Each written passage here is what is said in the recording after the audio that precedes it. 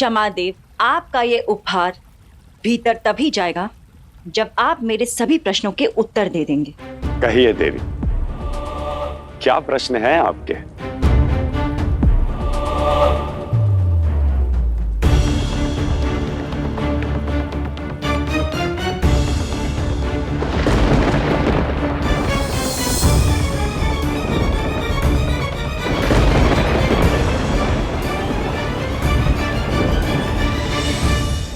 पार्वती को महादेव के कारण एक श्राप मिला था। वो श्राप आपको स्मरण तो है ना?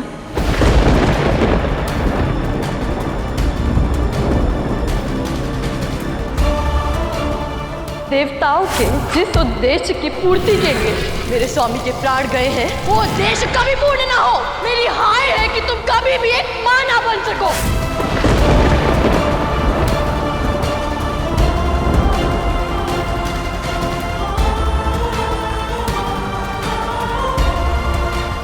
तो क्या आपके शिव मेरी पुत्री पर लगे इस श्राप के कलंक को मिटा सकते हैं?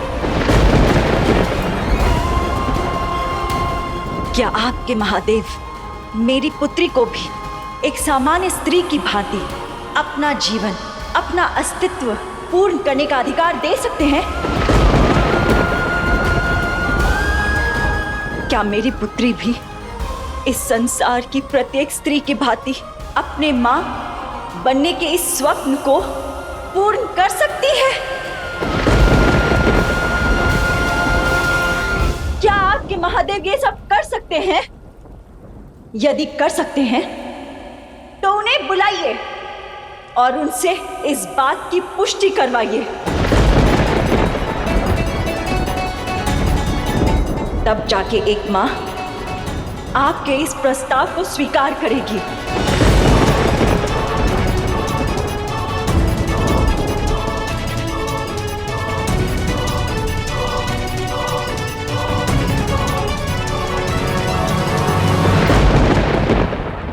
मैना देवी, प्रेम में कैसी पुष्टि?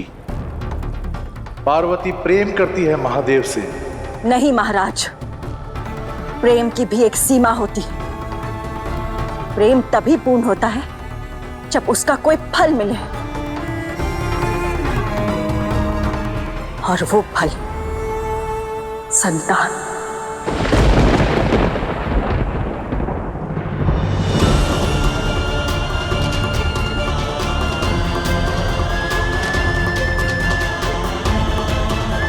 आप ही बताइए नारायण कि महादेव से विवाह के पश्चात क्या मेरी पुत्री पार्वती संतानवती बन पाएगी?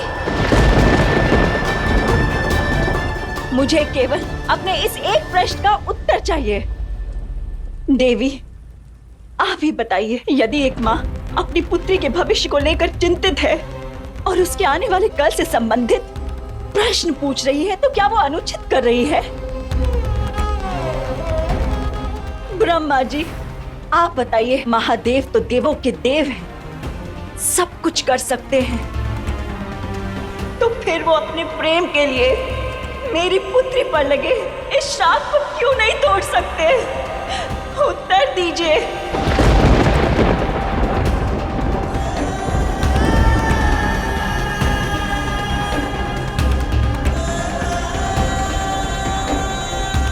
आप सब मुझे उत्तर क्यों नहीं दे रहे? उत्तर दीजिए।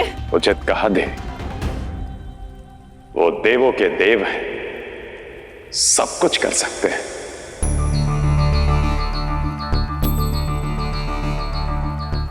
किंतु मर्यादा का उल्लंघन नहीं कर सकते।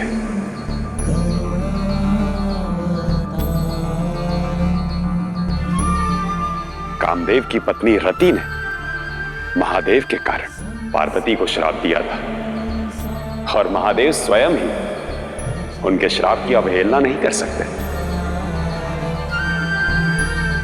चाहे छोटा हो या बड़ा, महादेव सभी की भावनाओं का सम्मान करते हैं।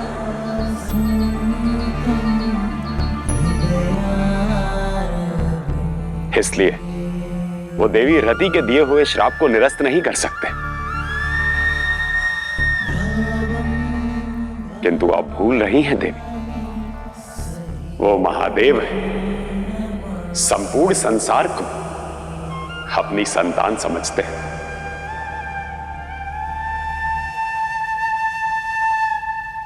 भले उनकी संतान नहीं है तो क्या हुआ, देवी पार्वती को कभी संतान की कमी नहीं खलेगी, कभी संतान की कमी नहीं खलेगी, कभी संतान की कमी नहीं खलेगी, कभी संतान की कमी नहीं खलेगी। सारं भुजगेन्द्रहारं भवं भवामि सहितं नमामि। क्षमा नारायण, किंतु आपके ऐसा कह देने से समस्या का निवारण नहीं हो सकता। मेरी पुत्री पार्वती अभी प्रेम के मोह पाश में बंधी हुई है, किंतु जब ये बेड़ियां टूटेंगी उसके जीवन में अवश्य असंतोष उपजेगा, पश्चाताप होगा, निराशा होगी, और तब क्या पता मेरी पुत्री पार्वती भी सती की भांति अपने जीवन का अंत कर दे।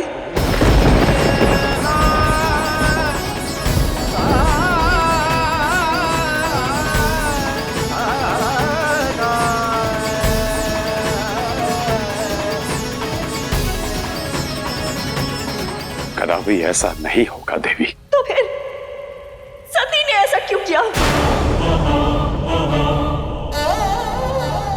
क्यों नहीं रोका आप सबने उसे? आप ही तो थे ना वहां, क्यों उसे भस्म होने दिया आपने? और महादेव भी थे वहां, क्यों नहीं कुछ कर पाए वो?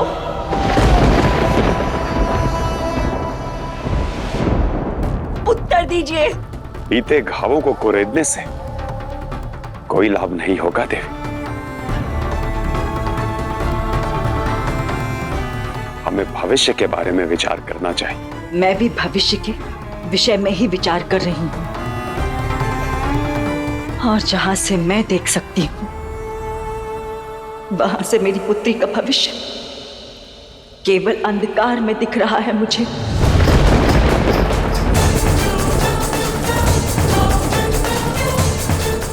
इसलिए एक मां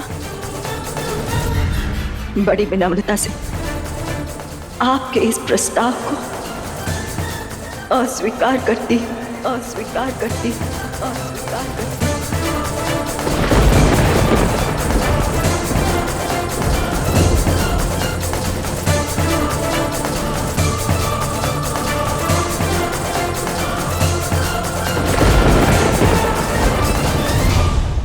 क्योंकि एक मां को उसकी पुत्री से जुड़े प्रश्नों का उत्तर स्वयं नारायण से भी नहीं मिला।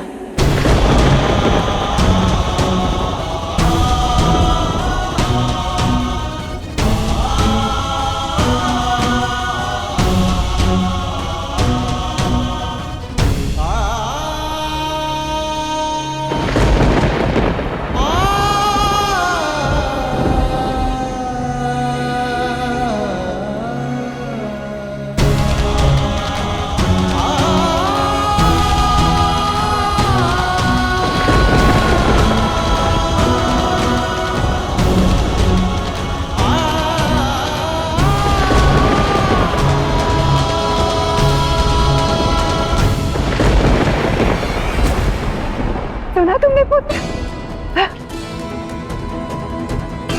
बस पीड़ा की घड़ी बीत गई, अब तो आनंद के दिन है। हम व्यर्थ ही चिंतित हो रहे थे, हमारा काम तो उस मैना देवी ने ही कर दिया। धन्य हो मैना देवी। अब जब तक वो सज्ज नहीं होती, शिव और पार्वती विवाह नहीं करेंगे। वैसे ही जैसे पिता श्री दक्ष के सज्ज होने से पूर्व शिव और सती का मिलन नहीं हुआ था। मैं समस्त देवताओं के मनोस्थिति से भली भांति परिचित हूँ। समस्त देवता मैनावती देवी का मन परिवर्तित करने का भरपूर प्रयत्न करेंगे, और तुम्हें कुछ ऐसा करना है कि मैनावती स्वयं शिव और पार्वती के इस विवाह हेतु कभी सज्ज ना हो।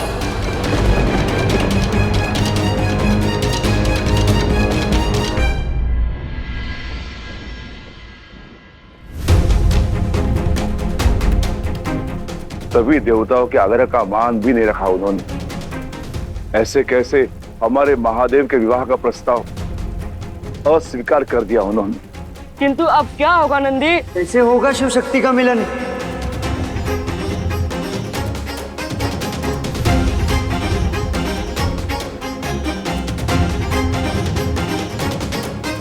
क्षमा करिए देवगण। नहीं पर्वतराज, आपको क्षमा मांगने की कोई आवश्यकता नहीं। मैना देवी एक मां है और एक मां को अपनी पुत्री के भविष्य के लिए प्रश्न करने का पूर्ण अधिकार है। हम उनकी पीड़ा समझ सकते हैं।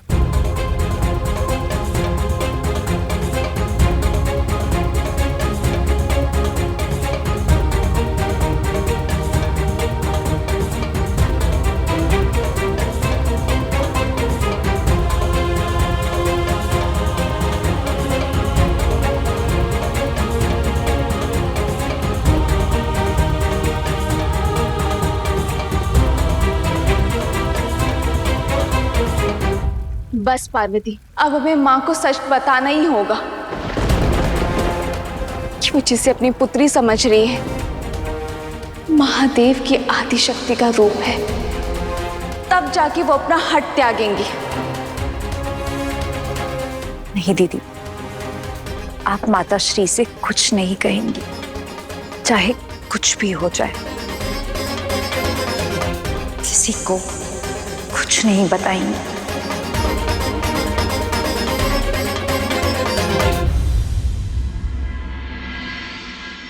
समझने का प्रयास करें देवी मैना। समझ तो आप नहीं रहे हैं एक मां की व्यथा को। अब या तो महादेव मेरे सभी प्रश्नों का उत्तर दे और मेरी पुत्री को श्राप मुक्त करे, या फिर मेरी पार्वती को हमेशा हमेशा के लिए भूल जाए, भूल जाए, भूल जाए, भूल जाए।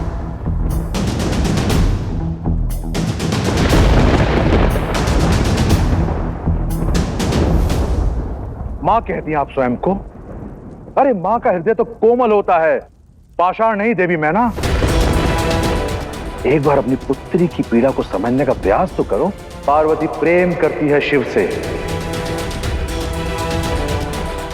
और हम सबको भी ये संबंध अनुकूल लगता है। केवल आप ही हैं जो उनकी प्रसन्नता में बाधक बन रही है।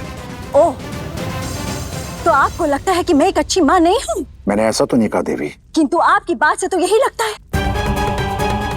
आपको क्या लगता है कि मैं अपनी पुत्री की प्रसन्नता में बाधक बन रही हूं, अड़चन हूं? तो ठीक है, आज इस बात का निर्णय हो ही जाए। पार्वती, शीघ्र आओ यहां।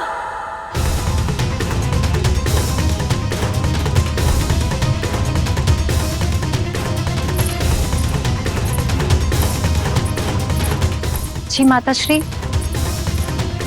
पार्वती, तुम्हारे पिताश्री को लगता है कि मैं एक अच्छी मां नहीं हूं। तो चलो आज इस भ्रम को दूर कर ही देते हैं। आज हम तुम्हारे कक्ष से सभी सैनिकों को हटा देती हूं। रात को तुम चली जाना अपने शिव के पास।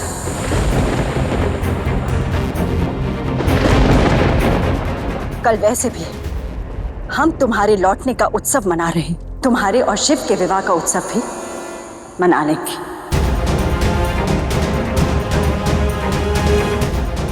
यदि तुम्हें मेरी इच्छा के विरुद्ध जाना है तो मैं अवरोध नहीं बनूंगी। कर लो जो करना है, तुम्हें, तुम्हारे पिताश्री को और तुम्हारे शिव को, और तुम्हारे शिव को, और तुम्हारे शिव को।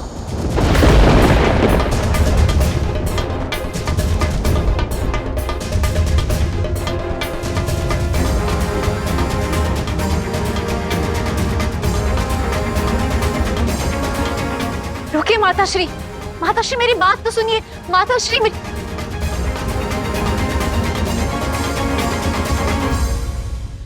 पार्वती, निराश मत हो। अपनी माता को तो तुम जानती हो। जानती हूँ पिताश्री, परंतु माताश्री तो इतनी हटी कभी भी नहीं थी। अचानक ऐसे लगता है जैसे इस पूरे ब्रह्मांड में उनके विचार को कोई नहीं बदल सकता। हिमवान की पत्नी हटी नहीं थी, और जो हटी है वो पार्वती की माता है।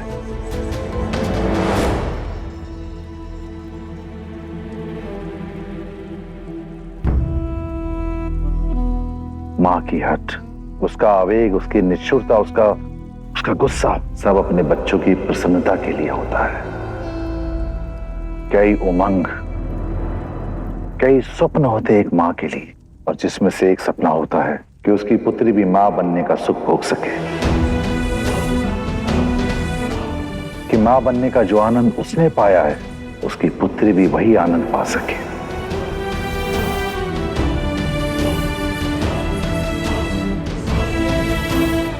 किंतु पिताश्री, ऐसे में शिव और पार्वती का विवाह होगा, अवश्य होगा।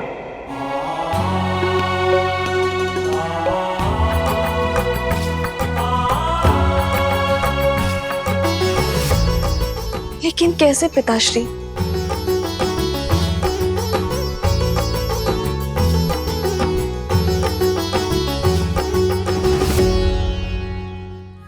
मैं हिमवान, तुम्हारा पिता, तुम्हें यह आज्ञा देता हूं कि भाग जाओ यहां से और कर लो शिव से विवाह, कर लो शिव से विवाह, कर लो शिव से विवाह।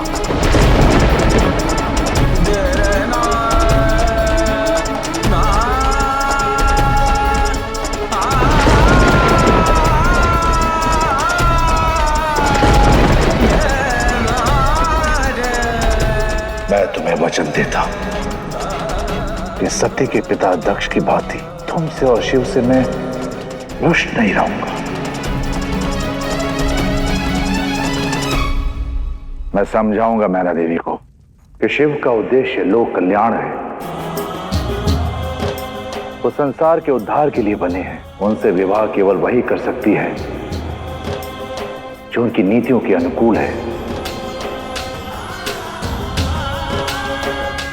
स्वयं की संतान तो व्यक्तिगत स्वार्थ को पूर्ण करने का साधन है, उद्देश्य पूर्ति का नहीं।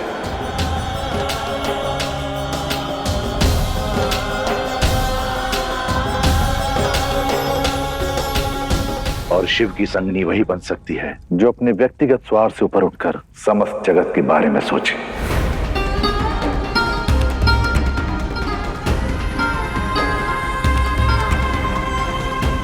इसलिए पार्वती, अपनी माता के हक के कारण व्याकुल ना हो, चली जाओ अपने शिव के पास।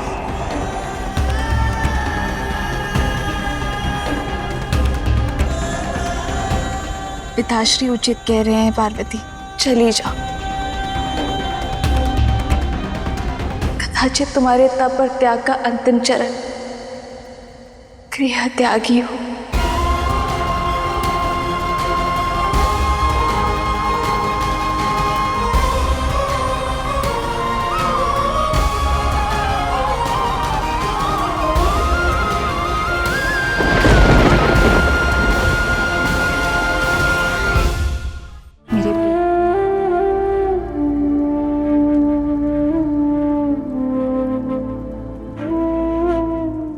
श्री, शिव का मार्ग कर्तव्य के लिए त्याग का है। बात केवल ग्रह त्याग की होती तो मैं कर लेती, परंतु अपने माता पिता के लिए अपने कर्तव्य का त्याग करके कैसे चली जाऊं मैं? प्रेम की तुला के एक पलड़े पर यदि शिव का प्रेम है तो दूसरी तुला पर मेरे माता पिता का घर, आप सबका स्नेह, तो दोनों का भार समान होगा। पिताश्री, प्रेम त्याग और समर्पण का नाम है, फिर चाहे वो पति से हो, प्रेमी से हो या माता पिता से। एक प्रेम को पाने के लिए दूसरे प्रेम की आहुति नहीं दी जाती।